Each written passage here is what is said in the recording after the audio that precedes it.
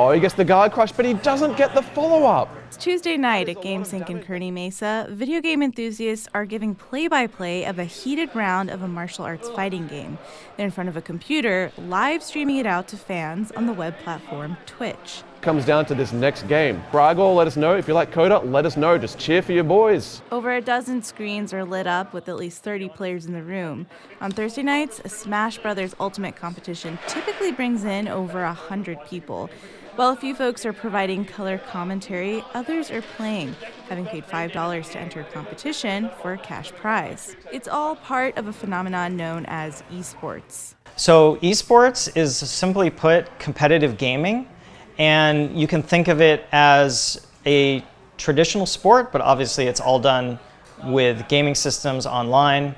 Agregati Siegel is the owner of GameSync. He pivoted from working on computers to opening the center in 2012. Think of our business like a movie theater. You go in on the weekend, everybody piles in, they buy their snacks and their drinks, and they pay for the film. Here, you're having an entertainment experience where you're buying time by the hour. GameSync is still only one of a few gaming centers in the city, and he says he brings in a small profit. But he says he's also confident the local industry will grow, especially since global figures suggest that it will.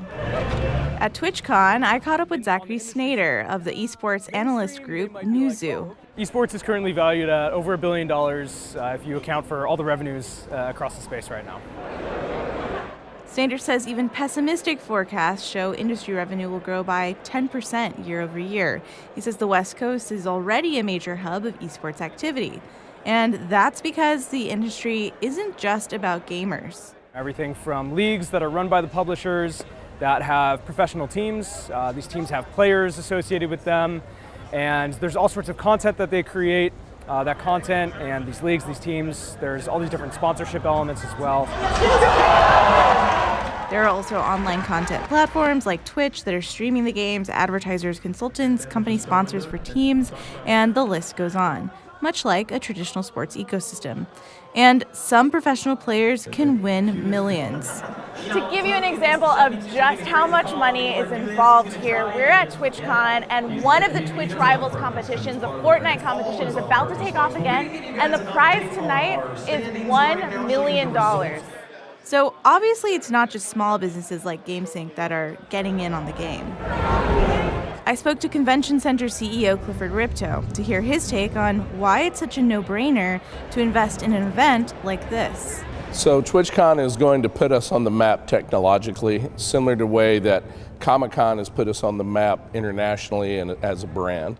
Ripto says the convention center had to upgrade its technology to host TwitchCon. He says that investment will help it bring in other events demanding the same capability. And those events are also likely to bring in younger generations. The ability for technology to not only create a business platform, but also a sport and entertainment platform is here. And it's going to stay from my point of view. Ripto says TwitchCon is an example of how the esports industry can bring people who are willing to spend money into the city.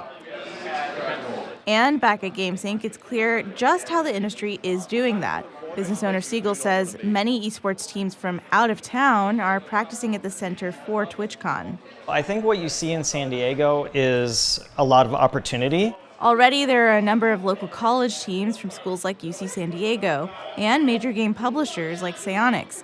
But that's not enough for Siegel. He wants to expand, and it's still a challenge for him to find partners. The biggest challenge to expand my business here in San Diego has been educating potential investors and partners and co-founders on the opportunities here. Siegel says as the industry gets more attention through events like TwitchCon, it's just a matter of time for esports to go mainstream.